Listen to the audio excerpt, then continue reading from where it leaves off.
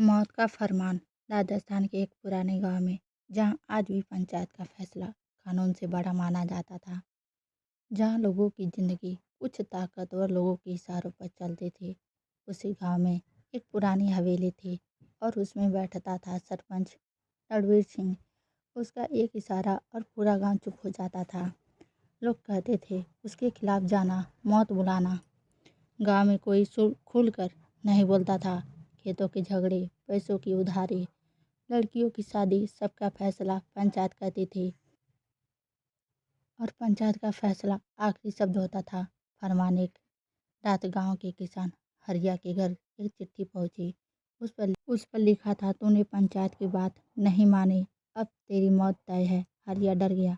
उसने पुलिस जाने की कोशिश की, लेकिन अगले ही दिन उसकी लाश कुएं में मिली। पूरा गांव कांप उठा। कुछ ही दिनों बाद एक दुकानदार फिर एक स्कूल मास्टर, दोनों को वही चिट्ठी मिली। अब फिर दोनों की रहस्यमयी मौत हो गई। अब लोग रात को घर से निकलना बंद कर चुके थे। इंस्पेक्टर अजय राठौर गांव पहुंचे।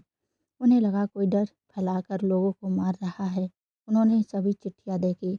हर चिट्ठी पर लाल स्याही से लिखा था, मौत का फरमान। जांच में पता चला, जिन लोगों की मौत हुई उन्होंने कुछ ही महीने पहले पंचायत के खिलाफ आवाज़ उठाई थी।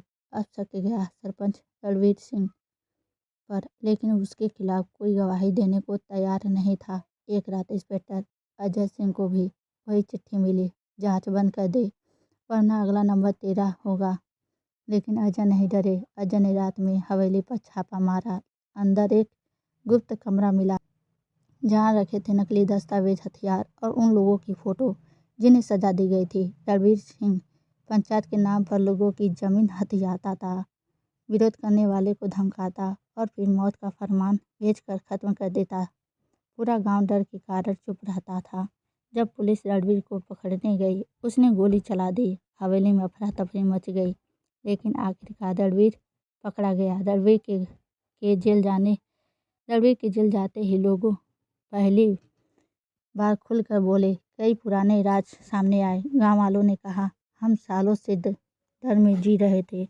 रणवीर सिंह को उम्र कैद हुई। पुरानी हवेली खाली हो गई। लेकिन आज भी रात में उस हवेली के पास कोई नहीं जाता, क्योंकि लोग कहते हैं वहाँ अब भी मौत का फरमान गूंजता है। क्यों? यहाँ कानून नहीं, डर राज कर रहा था। एक कागज का टुकड़ा लोगों की मौत बन गया। सिख डर के आगे चुप रहना अपराध को ताकत देता है, और जो इंसान खुद